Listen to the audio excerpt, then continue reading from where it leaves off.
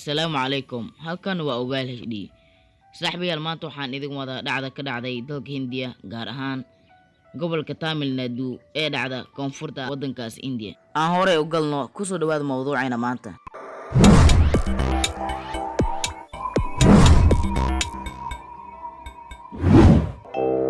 Asxaabta adduunkan wax waliba ayaad laga arkaa. Mucjiso kale ayaad arki kartaa. Asxaabta maanta waxaan idin wadaa qiso yar oo real ah oo ku dhacday hooyo Hindiyad ah ayaan idin wadaa iyo caruurteeda. Hooyadan oo dhashay 3 caruur ah waxay hore u weysay saygeeda kadib markii uu isku dilay walwal uu ku dareemay deymo badan ee lug lahaa. Xitaa markay sidaas dhacday weli waxay lahayd rajo, laakiin markii ay timaheeda iibisay waxay wajahday culays aad u weyn maadaama aysan u harin wax kale oo qiimo ugoynka. Ma jirin lacag ay ku bixiso deymaha lagu leeyahay, mana aysan heli karin kharash ay raashin uga soo iibisay ilmaha. Balse wixii markaa kadib dhacay ayaa dhiirigelin siiyey dadka ku nool guud ahaan waddanka Hindiya. Saygeeda deen darteed ayuu biyo isugu dilay. Hor inta uusan dhiman, Birima iyo saygeeda waxay ka shaqayn jireen warshad bulkeetada guryaha lagu dhiso samaysa oo ku taala gobolka Tamil Nadu ee koonfurta Hindiya.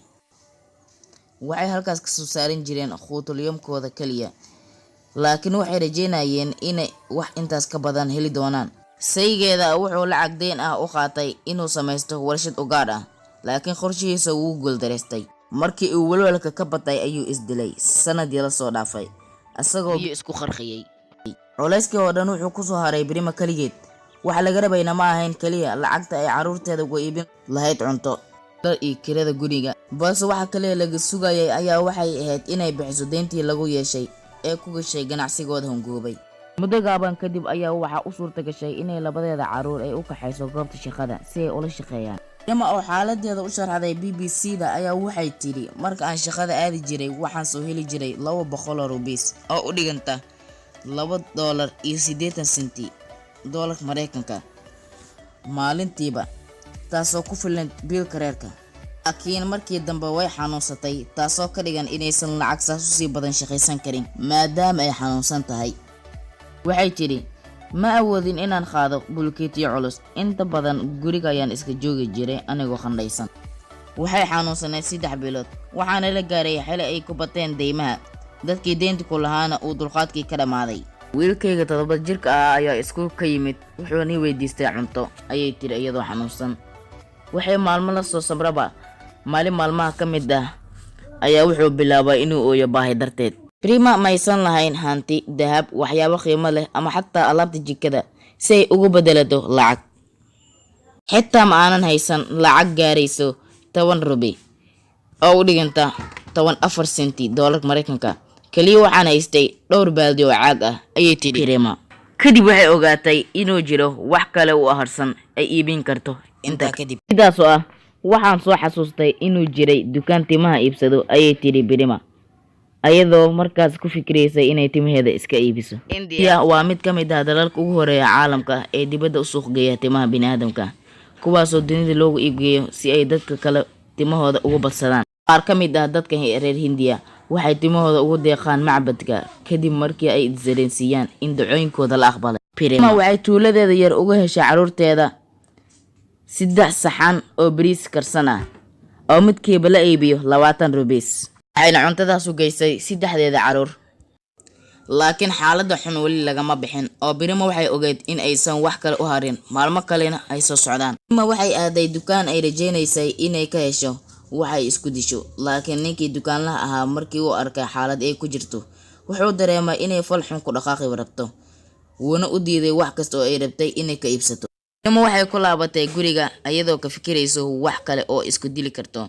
Nasiib wanaag waxaa badbaadisay walaasheed oo ay deris ahaayeen kadib markii la soo kulantay waqti fiican. Intaa kadib ayaa caawinaadii ay baahida xad dhaafka u qabtay waxay ugu timid si lama filaan ah. Nin lagu magacaabo Bala Morgan ayaa maqlay xaalad ay ku jirto Birima.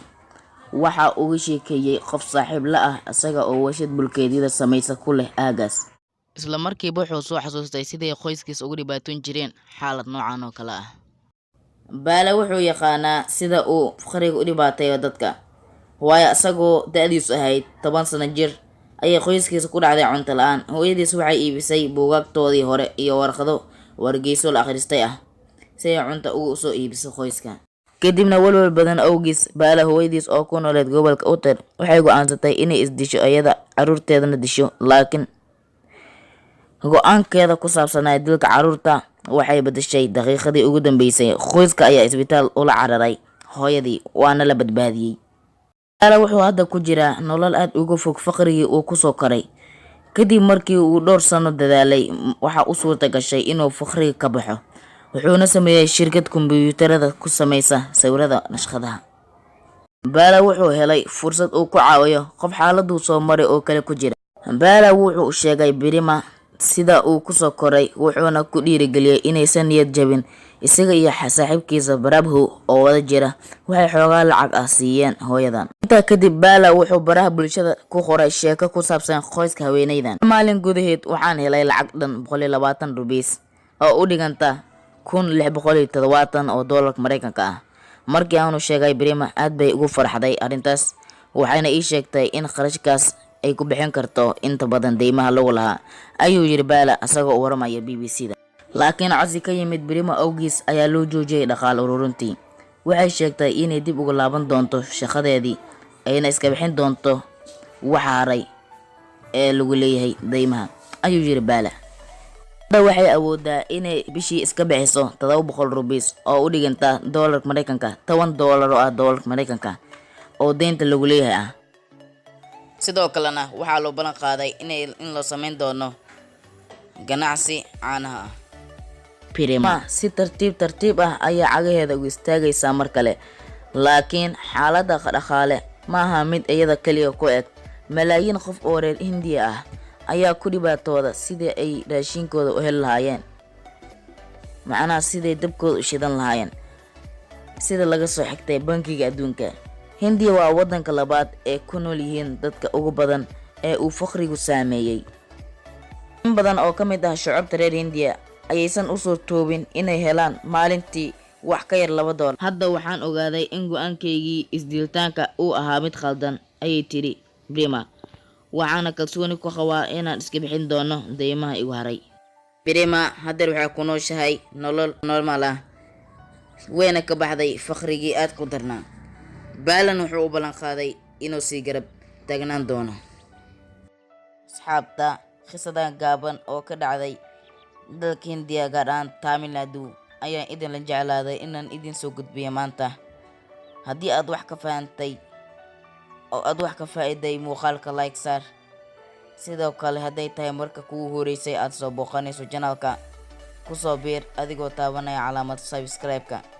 Han ilowin inaad furato gambaleelka si ay kuu soo gaaraan muuqaalada aynu soo gelino channelka. Waxaan isla soo gaarnay gabagabada muuqaalka. Intaynu markale kulmayno, waxaan idin leeyahay wassalaamu calaykum waraxmatullaahi wabarakaatuh.